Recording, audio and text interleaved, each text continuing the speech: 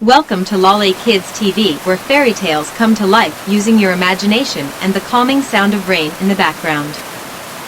If you like stories like these, please like, subscribe, and hit the notification bell and enjoy.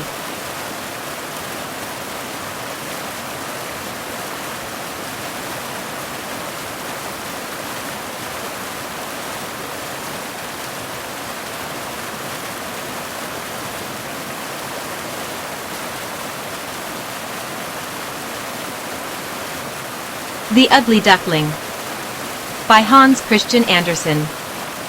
It was so beautiful in the country. It was the summertime. The wheat fields were golden, the oats were green, and the hay stood in great stacks in the green meadows.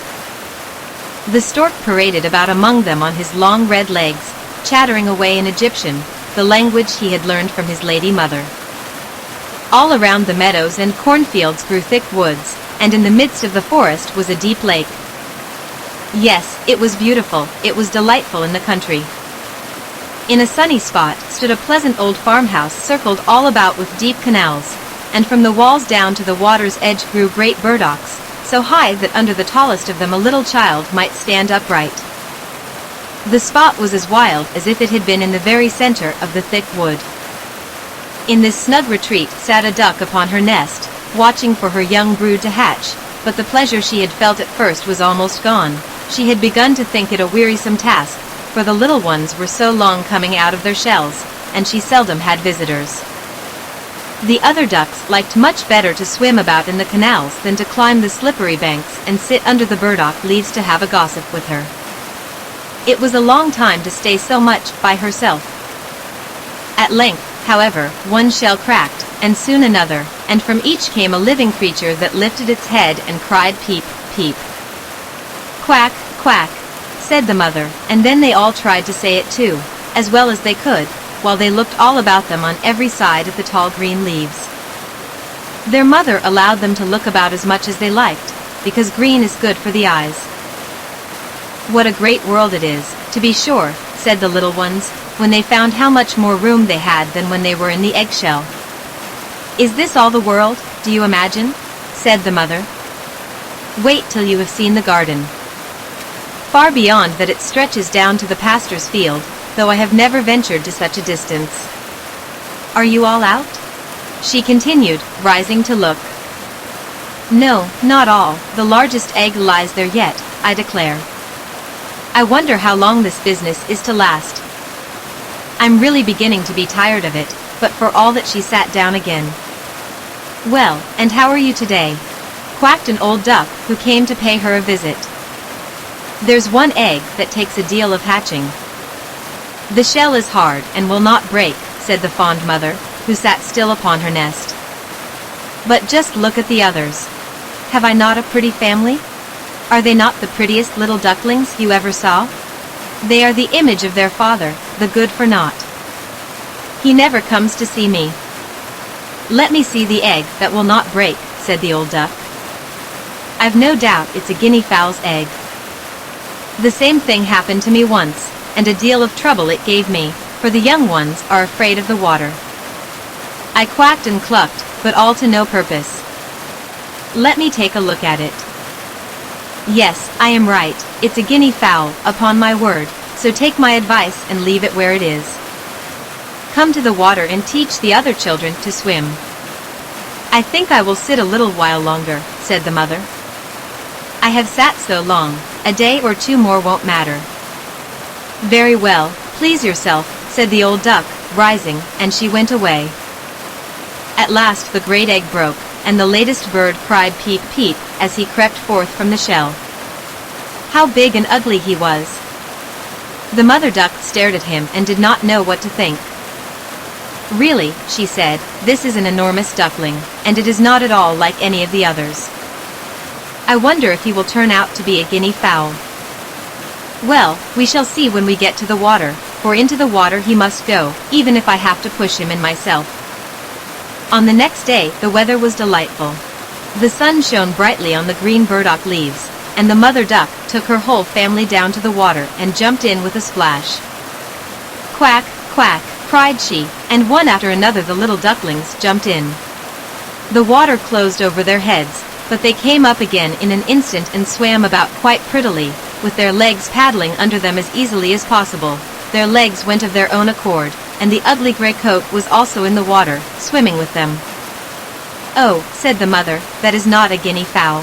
See how well he uses his legs, and how erect he holds himself. He is my own child, and he is not so very ugly after all, if you look at him properly. Quack, quack, come with me now. I will take you into grand society and introduce you to the farmyard, but you must keep close to me or you may be trodden upon, and, above all, beware of the cat." When they reached the farmyard, there was a wretched riot going on. 2 families were fighting for an eel's head, which, after all, was carried off by the cat. "See, children, that is the way of the world," said the mother duck, wetting her beak, for she would have liked the eel's head herself. "Come, now, use your legs, and let me see how well you can behave. You must bow your heads prettily to that old duck yonder. She is the highest born of them all and has Spanish blood, therefore she is well off. Don't you see she has a red rag tied to her leg, which is something very grand and a great honor for a duck. It shows that everyone is anxious not to lose her, and that she is to be noticed by both man and beast. Come, now, don't turn in your toes." A well-bred duckling spreads his feet wide apart, just like his father and mother, in this way. "Now bend your necks and say quack." The ducklings did as they were bade, but the other ducks stared, and said, "Look, here comes another brood, as if there were not enough of us already. And bless me, what a queer-looking object one of them is.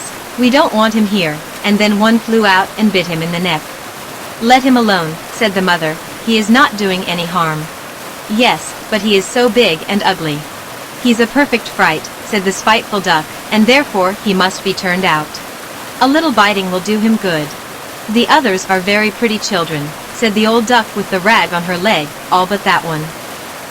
I wish his mother could smooth him up a bit, he is really ill-favored." "That is impossible, your grace," replied the mother. "He is not pretty, but he has a very good disposition and swims as well as the others or even better. I think he will grow up pretty, and perhaps be smaller. He has remained too long in the egg, and therefore his figure is not properly formed." And then she stroked his neck and smoothed the feathers, saying, "It is a drake, and therefore not of so much consequence. I think he will grow up strong and able to take care of himself."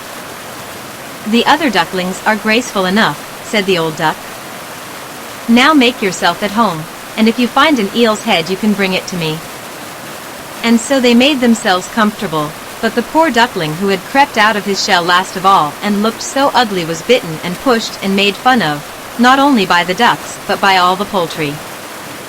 "He is too big," they all said, and the turkey cock, who had been born into the world with spurs and fancied himself really an emperor, puffed himself out like a vessel in full sail and flew at the duckling. He became quite red in the head with passion, so that the poor little thing did not know where to go, and was quite miserable because he was so ugly as to be laughed at by the whole farmyard. So it went on from day to day. It got worse and worse. The poor duckling was driven about by everyone. Even his brothers and sisters were unkind to him and would say, "Ah, you ugly creature, I wish the cat would get you," and his mother had been heard to say she wished he had never been born. The ducks pecked him, the chickens beat him, and the girl who fed the poultry pushed him with her feet. So at last he ran away, frightening the little birds in the hedge as he flew over the palings. "They are afraid because I am so ugly," he said. So he flew still farther, until he came out on a large moor inhabited by wild ducks. Here he remained the whole night, feeling very sorrowful. In the morning, when the wild ducks rose in the air, they stared at their new comrade.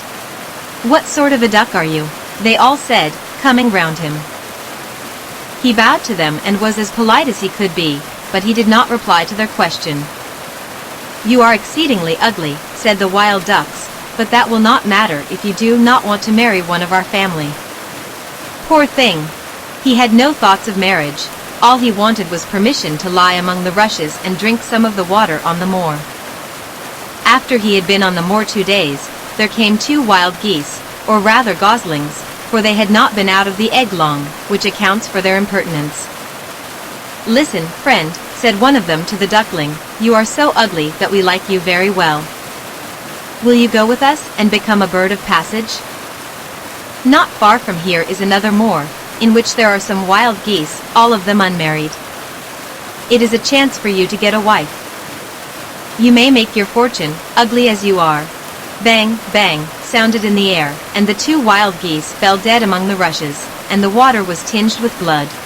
Bang, bang, echoed far and wide in the distance, and whole flocks of wild geese rose up from the rushes. The sound continued from every direction, for the sportsmen surrounded the moor, and some were even seated on branches of trees, overlooking the rushes. The blue smoke from the guns rose like clouds over the dark trees, and as it floated away across the water, a number of sporting dogs bounded in among the rushes, which bent beneath them wherever they went. How they terrified the poor duckling! He turned away his head to hide it under his wing, and at the same moment a large, terrible dog passed quite near him. His jaws were open, his tongue hung from his mouth, and his eyes glared fearfully. He thrust his nose close to the duckling, showing his sharp teeth, and then splash, he went into the water, without touching him. "Oh," sighed the duckling, "how thankful I am for being so ugly, even a dog will not bite me." And so he lay quite still, while the shot rattled through the rushes, and gun after gun was fired over him. It was late in the day before all became quiet, but even then the poor young thing did not dare to move. He waited quietly for several hours and then, after looking carefully around him, hastened away from the moor as fast as he could. He ran over field and meadow till a storm arose, and he could hardly struggle against it. Towards evening he reached a poor little cottage that seemed ready to fall, and only seemed to remain standing because it could not decide on which side to fall first. The storm continued so violent that the duckling could go no farther. He sat down by the cottage, and then he noticed that the door was not quite closed, in consequence of one of the hinges having given way. There was, therefore, a narrow opening near the bottom large enough for him to slip through, which he did very quietly, and got a shelter for the night. Here, in this cottage, lived a woman, a cat, and a hen. The cat, whom his mistress called my little son, was a great favorite. He could raise his back, and purr, and could even throw out sparks from his fur if it were stroked the wrong way. The hen had very short legs, so she was called Chickie Shortlegs. She laid good eggs, and her mistress loved her as if she had been her own child. In the morning the strange visitor was discovered. The cat began to purr and the hen to cluck. "What is that noise about?" said the old woman, looking around the room. But her sight was not very good, therefore when she saw the duckling she thought it must be a fat duck that had strayed from home. "Oh, what a prize!" she exclaimed. "I hope it is not a drake, for then I shall have some duck's eggs. I must wait and see." So the duckling was allowed to remain on trial for 3 weeks, but there were no eggs. Now the cat was the master of the house, and the hen was the mistress, and they always said, "We in the world," for they believed themselves to be half the world, and by far the better half too.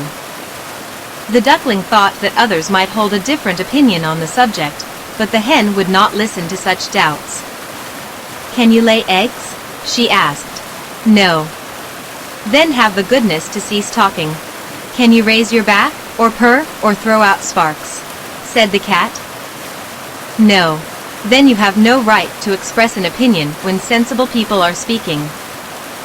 So the duckling sat in a corner, feeling very low-spirited, but when the sunshine and the fresh air came into the room through the open door, he began to feel such a great longing for a swim that he could not help speaking of it.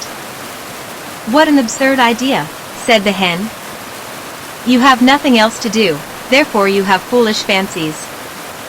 If you could purr or lay eggs, they would pass away." "But it is so delightful to swim about on the water," said the duckling, "and so refreshing to feel it close over your head while you dive down to the bottom." "Delightful, indeed." "It must be a queer sort of pleasure," said the hen. "Why, you must be crazy. Ask the cat, he is the cleverest animal I know. Ask him how he would like to swim about on the water, or to dive under it, for I will not speak of my own opinion. Ask our mistress, the old woman, there is no one in the world more clever than she is." Do you think she would relish swimming and letting the water close over her head? I see you don't understand me, said the duckling. We don't understand you? Who can understand you, I wonder? Do you consider yourself more clever than the cat or the old woman? I will say nothing of myself. Don't imagine such nonsense, child, and thank your good fortune that you have been so well received here. Are you not in a warm room and in society from which you may learn something? But you are a chatterer, and your company is not very agreeable. Believe me, I speak only for your good. I may tell you unpleasant truths, but that is a proof of my friendship. I advise you, therefore, to lay eggs and learn to purr as quickly as possible. I believe I must go out into the world again, said the duckling. Yes, do, said the hen.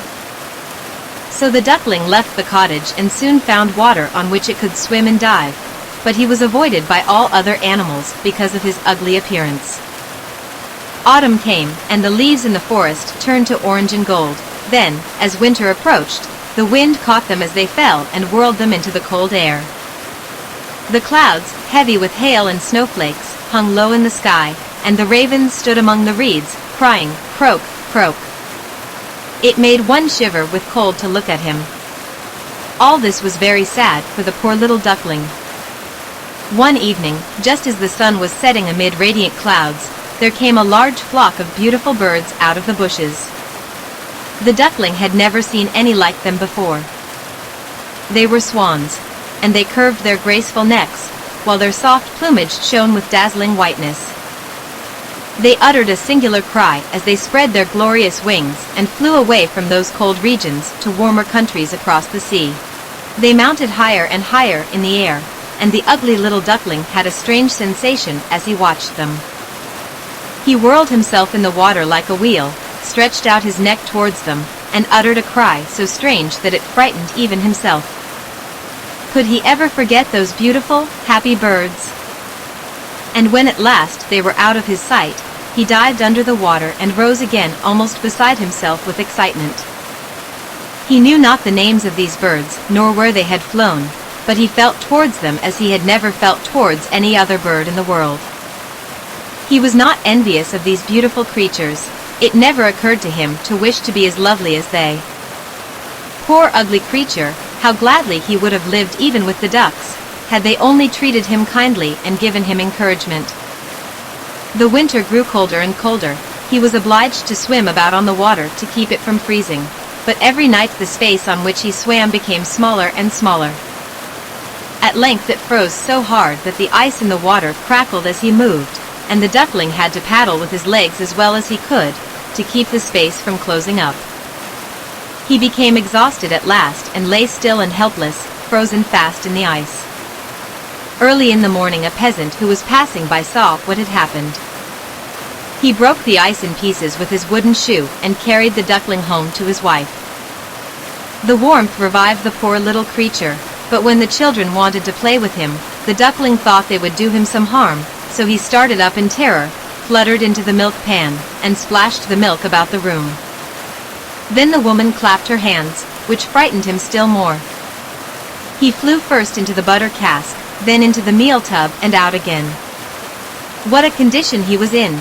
The woman screamed and struck at him with the tongs.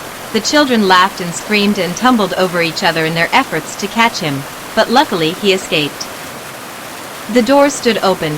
The poor creature could just manage to slip out among the bushes and lie down quite exhausted in the newly fallen snow.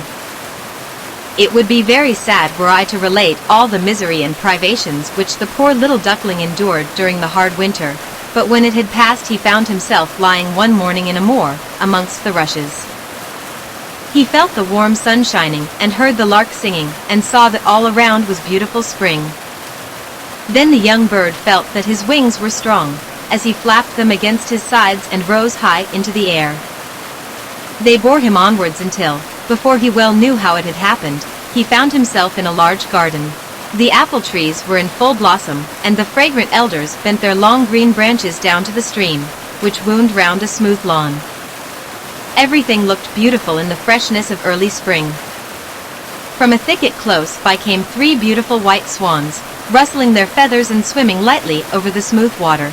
The duckling saw these lovely birds and felt more strangely unhappy than ever.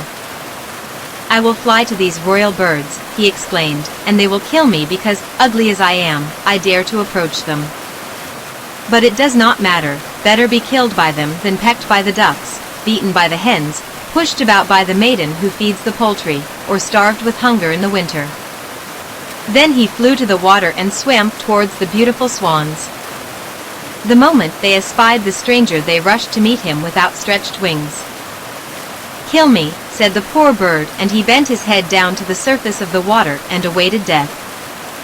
But what did he see in the clear stream below? His own image, no longer a dark gray bird, ugly and disagreeable to look at, but a graceful and beautiful swan. To be born in a duck's nest in a farmyard is of no consequence to a bird if it is hatched from a swan's egg. He now felt glad at having suffered sorrow and trouble, because it enabled him to enjoy so much better all the pleasure and happiness around him, for the great swans swam round the newcomer and stroked his neck with their beaks, as a welcome. Into the garden presently came some little children and threw bread and cake into the water. "See," cried the youngest, "there is a new one," and the rest were delighted, and ran to their father and mother, dancing and clapping their hands and shouting joyously, "There is another swan come, a new one has arrived." Then they threw more bread and cake into the water and said, "The new one is the most beautiful of all, he is so young and pretty." And the old swans bowed their heads before him. Then he felt quite ashamed and hid his head under his wing, for he did not know what to do. He was so happy, yet he was not at all proud. He had been persecuted and despised for his ugliness, and now he heard them say he was the most beautiful of all the birds. Even the elder tree bent down its boughs into the water before him, and the sun shone warm and bright. Then he rustled his feathers, curved his slender neck, and cried joyfully, from the depths of his heart, "I never dreamed of such happiness as this while I was the despised ugly duckling." The end.